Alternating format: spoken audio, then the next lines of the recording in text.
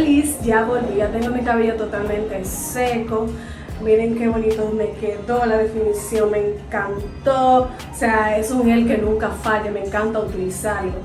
Lo hago mucho, así que se los recomiendo bastante.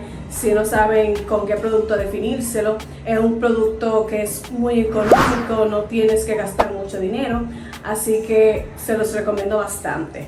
Tengo unos videos por ahí utilizando las semillas de Linaza, así que vayan a verlos, que no se van a perderle absolutamente nada.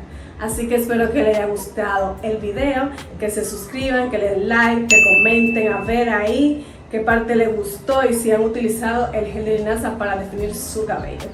Bye.